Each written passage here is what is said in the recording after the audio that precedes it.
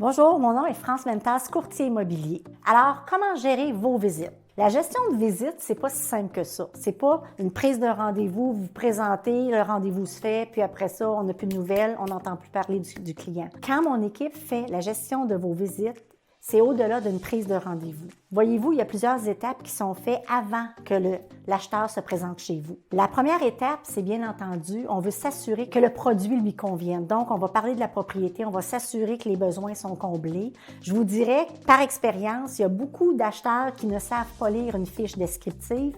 Puis, c'est décevant pour le vendeur parce qu'on arrive avec l'acheteur, on visite et il dit « Ah, écoute, je pensais qu'il y avait 3 chambres au rez-de-chaussée. » Puis, malheureusement, c'était bien inscrit qu'il y avait 2 chambres au rez-de-chaussée. Donc, c'est des choses qui font en sorte qu'on évite d'avoir des frustrations. La deuxième chose, c'est qu'on s'assure aussi que le client, c'est un client qui a la bonne motivation. Donc, au niveau de la date d'occupation, au niveau du temps de déménagement, que ça va bien vous convenir à vous aussi.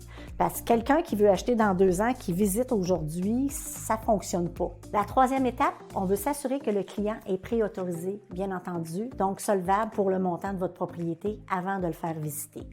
Donc, il y a des conseillers financiers qui entrent en contact avec lui ou tout simplement, si le client a déjà fait ses démarches, il nous envoie sa feuille de préautorisation pour s'assurer que la transaction va bien aller s'il faisait une offre d'achat. On veut aussi savoir si votre acheteur potentiel est un propriétaire ou un locataire. Donc, a-t-il quelque chose à vendre pour acheter votre propriété ou tout simplement attendre la fin de son bail pour pouvoir s'installer chez vous. Donc, c'est toutes des petites conditions comme ça qui font en sorte qu'on s'assure qu'avant que votre client entre dans votre propriété, on a les réponses à ces questions-là.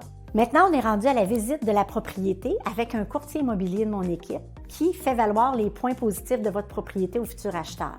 Par la suite, il va y avoir un suivi qui va être fait rigoureux avec cet acheteur-là, surtout s'il y a un intérêt pour la propriété, pour s'assurer qu'il y a tous les éléments en sa possession pour être capable de vous faire une offre d'achat. Ça peut être inconfortable pour monsieur, madame, tout le monde de gérer le nombre de visites, d'appels et de courriels qu'on peut avoir pour une propriété.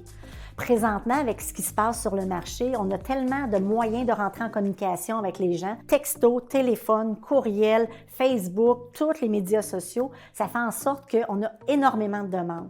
La gestion des visites peut être difficile. Donc, ce qu'on fait, nous, c'est qu'on a un service d'équipe qui fait en sorte qu'on a des gens qui rappellent les gens, qui vont faire en sorte, sur 100 appels, quelquefois, il y a juste 20 clients qui sont vraiment sérieux. À ce moment-là, ces clients-là, on les amène chez vous. Si vous avez des commentaires ou des suggestions pour les prochaines capsules, faites-moi en part dans les commentaires. Sur ce, bonne journée!